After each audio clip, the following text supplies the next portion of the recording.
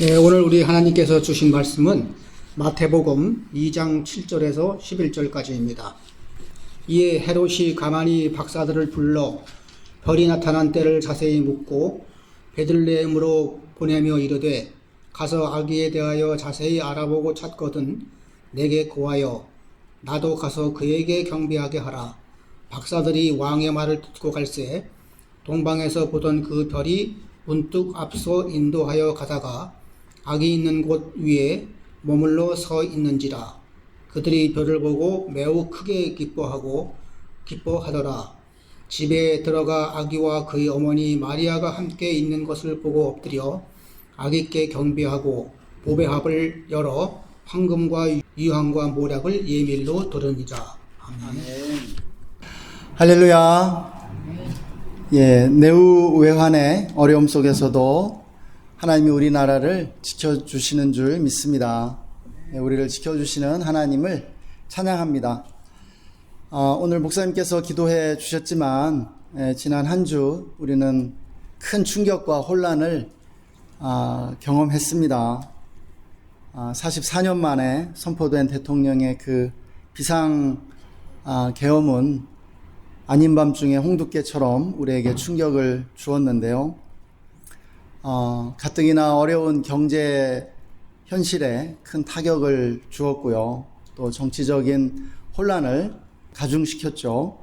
외교적으로 고립된 것은 말할 것도 없고 국제적인 망신이 아닐 수 없었습니다.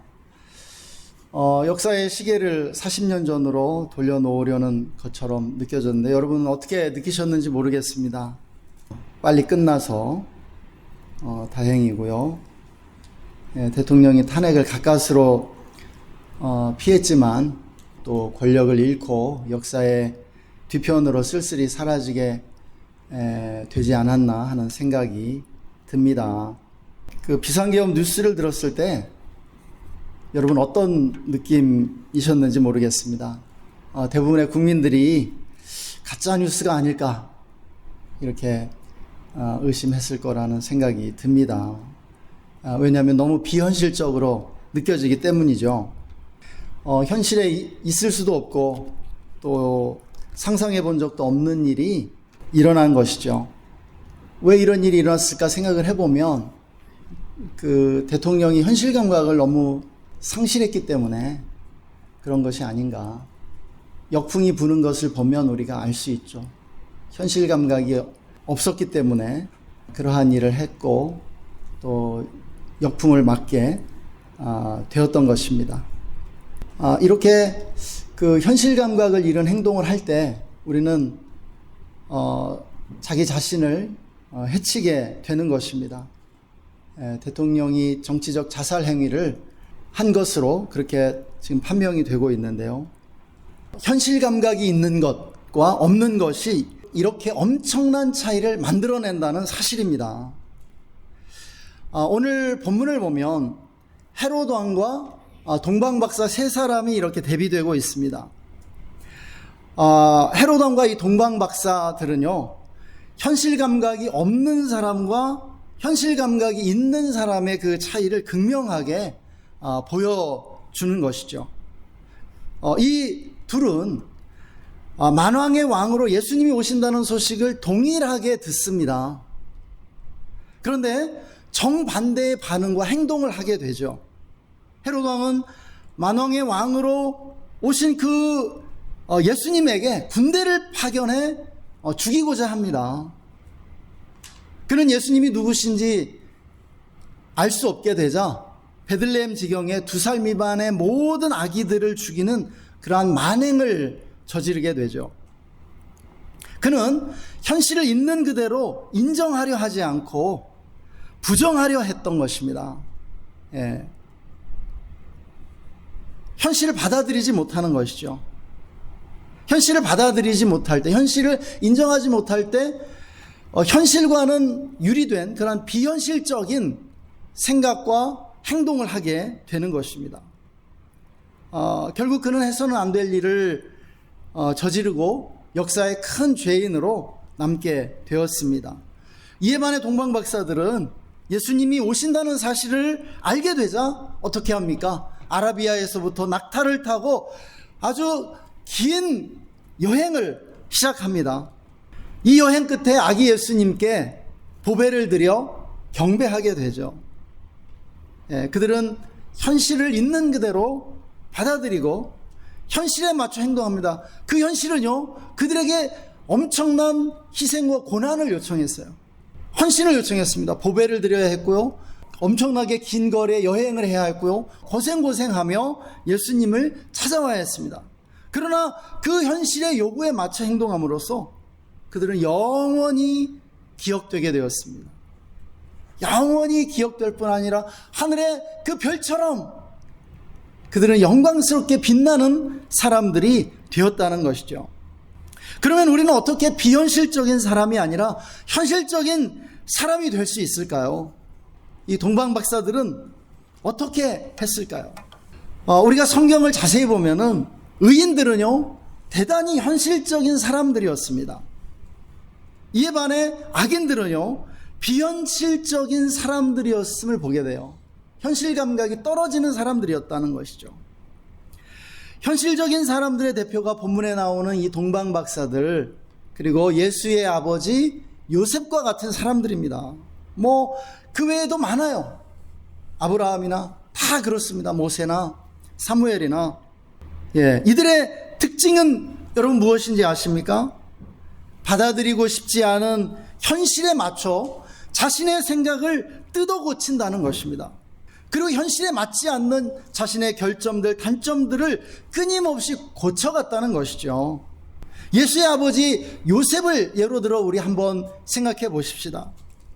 그는 마리아와 정혼한 상태에서 마리아의 임신 사실을 알게 됩니다.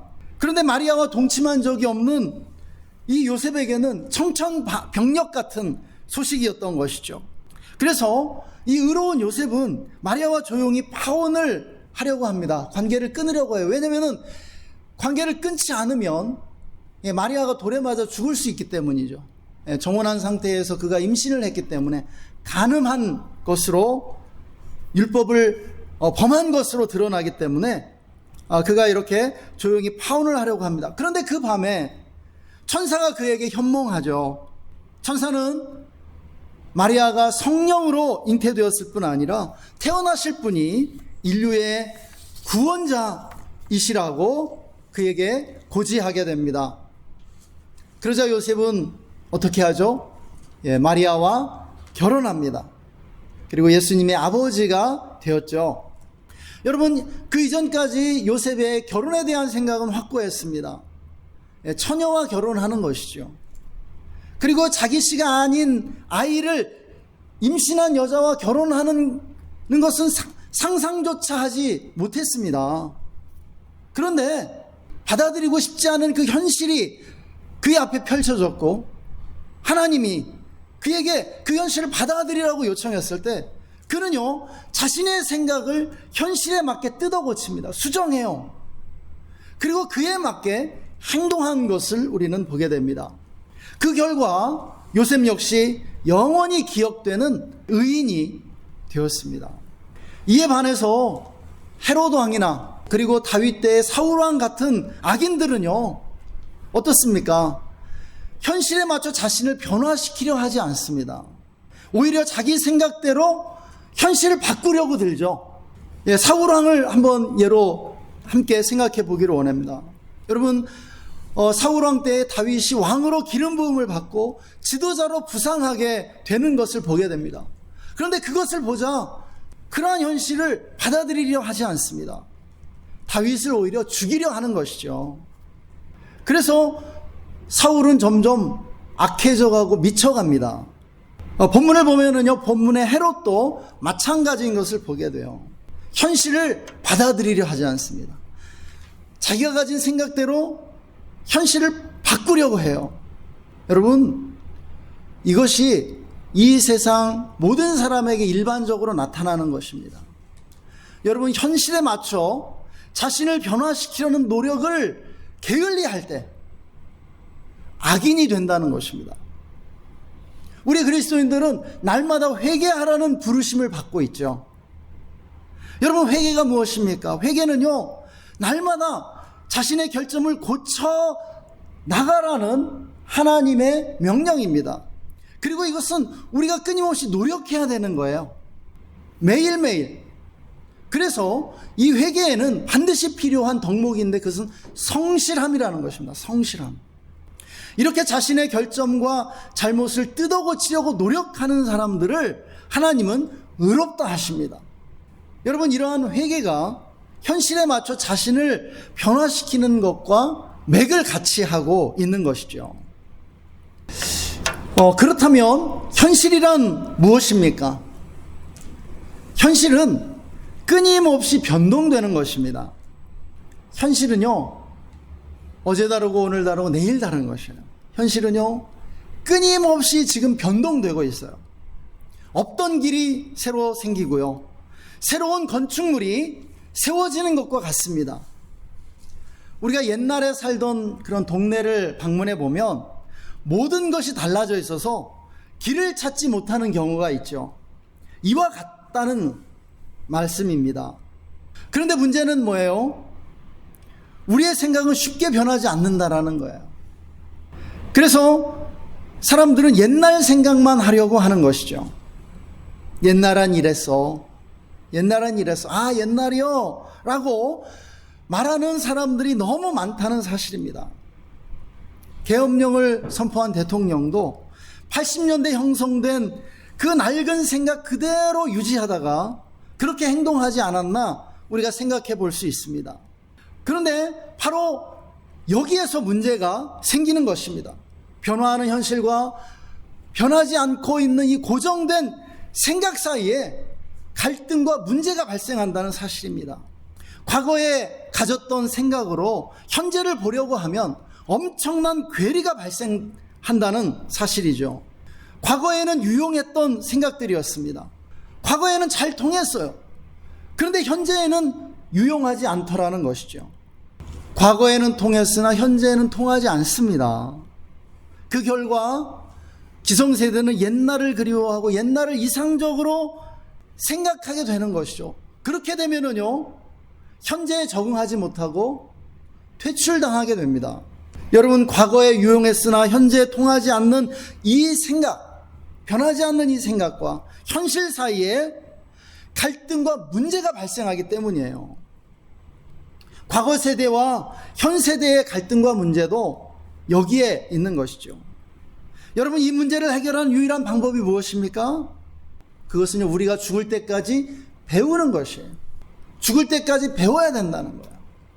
여러분, 변화하는 현실에 발맞춰 우리의 생각을 뜯어 고쳐나가는 이러한 작업을 해야 한다라는 것이에요. 사실 성경이 우리에게 요구하는 회개도 바로 그러한 것입니다. 성경은 끊임없이 우리에게 그것을 요청하고 있는 것이에요. 현실에는 두 가지 요소가 있습니다. 우리는 이 두 가지 요소를 함께 생각해야 돼요. 그것은요, 끊임없이 변화하는 요소가 첫 번째로 있고요, 두 번째로는요, 영원히 변치 않는 진리의 요소도 있다는 사실입니다. 이 두 가지 요소를 함께 생각하지 않으면 우리는 현실을 파악할 수 없습니다. 현실적인 사람이 될 수 없다고요. 우리는 신앙인으로서 이 두 가지 요소를 고려해야 되는데요, 끊임없이 변하고 눈에 보이는 그런 현실이 있습니다. 보이는 세계는요, 이렇게 끊임없이 변화하고 있다고요. 그런데 이것만 보면 우리가 진짜 현실을 놓치게 됩니다. 본문에서 헤로드 왕은 절대 권력자입니다. 이에 비해 예수님은요, 마국간에 태어난 아주 가난하고 무기력한 아기일 뿐입니다. 이것도 현실이에요. 그러나 헤롯은요, 비현실적인 사람이 되었습니다. 영원히 변치 않는 그 진리의 요소를 보지 못했기 때문에, 보이지 않는 그 진리를요. 이에 반해 예수님께 경배한 동방박사는 현실적인 사람들이었습니다. 그는 보이는 세계 이면에 보이지 않는 영원한 세계를 그들은 볼 수 있었기 때문입니다.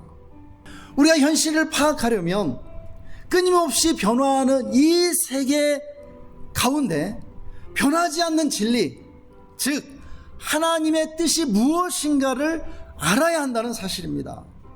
우리가 변화하는 세계와 변치 않으시는 하나님의 뜻 둘 다를 고려할 때 참된 현실을 파악할 수 있음을 믿으시기 바랍니다. 여러분, 우리가 그리스도인이라고 해서 우리 모두가 현실적인 사람들이 되는 것은 아닙니다. 여러분, 우리 그리스도인들 가운데도 비현실적인 사람들이 많다라는 것이죠.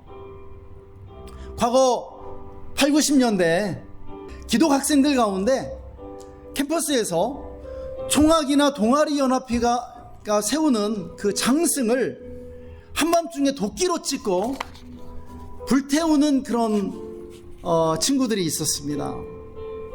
그리고 무용단처럼 그렇게 자랑삼아 얘기했죠. 대단한 믿음이 있는 것처럼요. 여러분, 바로 그런 것이 비현실적인 행동이었습니다. 우리나라가 기독교 국가입니까? 지금이 무슨 구약시대입니까? 착각했던 거예요. 현실 감각이 대단히 떨어져 있었던 것이죠. 여러분, 우리는 지금 이 시대에 하나님이 무엇을 원하시는가, 하나님의 뜻이 어디에 있는가를 깨달아야 합니다. 지금 이 시대에 국민의 절반을 대변하는 정치인들을 반국가 세력으로 매도하고 경제를 망가뜨리는 것이 비현실적인 행동이죠. 여러분, 하나님이 이 시대에 우리에게 원하는 것이 무엇인가를 생각해야 됩니다. 여러분, 본문에서 예수 그리스도는 가장 중요한 현실이었습니다. 예수님은요, 가장 강력한 현실입니다. 이것은 오늘 우리에게도 마찬가지입니다. 예수님은 우리가 고려해야 할 가장 중요하고도 강력한 현실이라고요. 예수님을 뺀 현실 인식은요, 그 자체로 비현실적입니다. 예수님이 2000년 전 성탄하신 이후로 예수님은 역사의 중심이시고요, 이 세상의 중심이십니다. 변화하는 이 현실 세계 이면에 우리는 변치 않으시는 예수 그리스도의 진리를 볼 수 있어야 합니다. 이 성탄절을 맞이하면서 또 비상계엄이라는 이 코미디 한 편을 지나면서 예수님이 우리가 고려해야 할 최고의 현실임을 기억했으면 좋겠습니다. 주님은요, 우리의 지혜와 용기가 되십니다. 예수님이 우리에게 현실을 파악할 수 있는 지혜와 현실을 있는 그대로 받아들일 수 있는 용기가 되어주시기를 축원합니다. 소망합니다. 우리 시간 다 함께 기도하시겠습니다.